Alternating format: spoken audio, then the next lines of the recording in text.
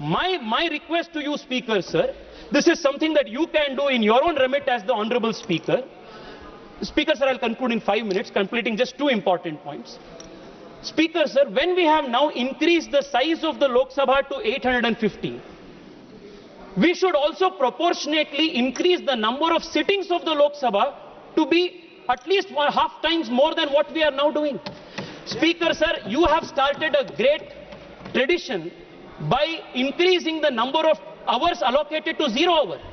Many first-time speakers, first-time MPs, who till now had got no chance to speak in Parliament, they got a chance to speak because you gave more time.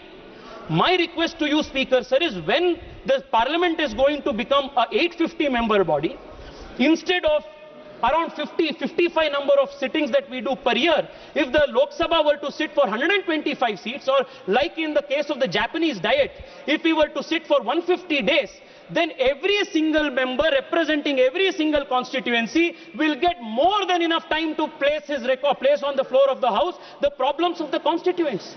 This is something that needs to be done. Speaker, sir, now I will also want to explain, Speaker, sir, why this whole attention that the opposition parties and a few regional parties in the south, led by the DMK, why are they doing so much noise?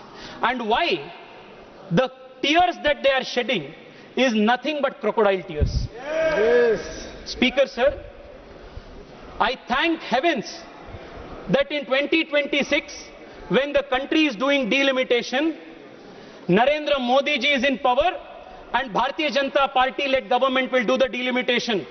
Because if you remember, the way the Congress party, the UPA, divided the two undivided Andhra Pradesh into AP and Telangana, it was done in the partition of AP and Telangana was done in a worse fashion than the British did the partition of India and Pakistan. This is the kind of legacy they have, Adhyakshi. Adhyakshi, I want to conclude by bringing to your notice only one important aspect. In the last 10 years of the Narendra Modi government, the south of India has enjoyed great support, encouragement for the developmental ambitions of the south. Speaker, sir, on a conservative estimate, if you compare the devolution of funds from the center to the South Indian states in the last 10 years and contrast it to the 10 years of the UPA, on an average, every single South Indian state has got not less than 250% more funds by the Narendra Modi government. The Narendra Modi government has also increased the budget for railway lines. The number of railway electrification that has taken place in the last 10 years under the Modi government in the southern states is unprecedented. Budget पे नहीं है, मैं आपको ये इतना प्यार आ रहा है ना आप लोगों को, समाजवादियों को दक्षिण भारत के बारे में, इसलिए मैं आपको बता रहा हूँ जी, इसलिए मैं आपको बता रहा हूँ। सर, रेलवे बजट की बात देखिए आप, आंध्र प्रदेश में 2009 एंड 2014 के बीच में, speaker sir, 886 crores was what they got. Narendra Modi government has given 10,000 crores. This is just one incident. Number of metros to the southern states has increased. Electrification has increased. Number of rails has increased. Number of airports has increased. The total devolution of funds to the South Indian states has increased. Most importantly, Speaker sir, we have not only given the southern states more money, more rail, more infrastructure, but most importantly, for the first time in the country's history, more than 25 national institutions today allow for regional language examination. If I want to apply for CRPF, I can do it in writing examination in Kannada, in Telugu, which was not the case when the Congress party was ruling. We have respected language, we have provided more development, and today Narendra Modi is also providing more seats and more proportion allotment to the southern Indian states by protecting the South's voice in the total parliament, the floor of the House. Speaker sir, I want to conclude by one last point that needs to be addressed. Speaker, sir, the argument that has been repeatedly made is that the argument that is repeatedly made is that the Narendra Modi government is bringing in this proposal to somehow create a disadvantage for the southern Indian states. Nothing at all, Speaker, sir, can be farther more than truth than this particular assertion. Speaker, sir, I want to say that we come from the Bharatiya Janata Party. Bharatiya Janata Party sanskar, our culture, is not to see this nation as tukde tukde. The culture of this party is not to side with those who chant the slogan of Bharat ke tukde honge inshallah, inshallah. This is not the culture of the Bharatiya Janata Party. The culture of the Bharatiya Janata Party is the culture of the Bharatiya Janata Party, Speaker, sir, is the culture of the Bharatiya Janata Party, Speaker, sir, is Himalayat samarabhya yavat Indu sarovaram tam deva nirmitam desham Hindustanam prachakshate.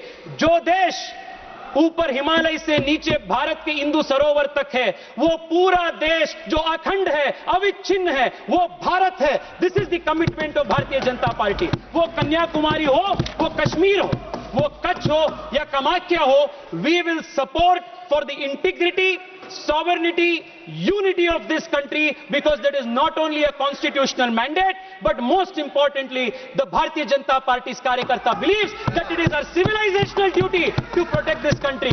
This is what differentiates us from the parties like the Congress that sides with tukde parties, and like the DMK which speaks the language of separatism. We abhor your politics, we reject your politics. In conclusion, I want to say, if the UPA and the opposition today, Speaker, sir, is going to vote against these most practical, most constitutional, most inclusive proposition, then for years to come, the history of the country will remember the opposition and all of you sitting here as not only opposition to the women of the country, but also to the interests of the southern Indian states of the country. I want to emphatically say again, if you will reject this, if you will vote against this, the people of this country, the women of this country will never forgive you. The people in the south of India will never forgive you,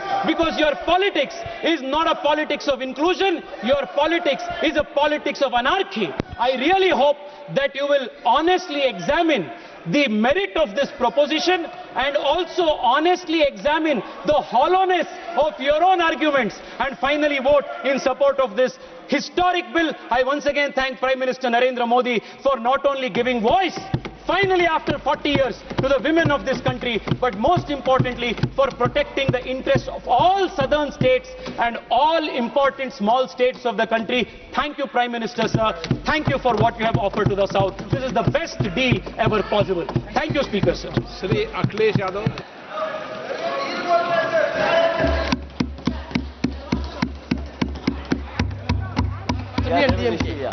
Assurance was given by the chairman that I will be permitted to react. Sir, I may be permitted. Sir, Tejasvi Surya, honorable member, made a clear allegation that DMK stands for separatism of the country. Sir, in 1971, when Pakistan launched a war, we gave 6 crore, which was not matched by any other state, to maintain this nationalism of the country. In 1999, when Vajpayee was the Prime Minister, Tamil Nadu government, led by Dr. Kalangir Karunanidhi, gave 100 crores for the Kargil war. He should not teach nationalism for us. We are for the nationalism. The only thing is we want to keep separate identity when you are imposing Hindi, when you are imposing Sanskrit. When you are not giving due respect for state autonomy. That's all. Correct your record. Shri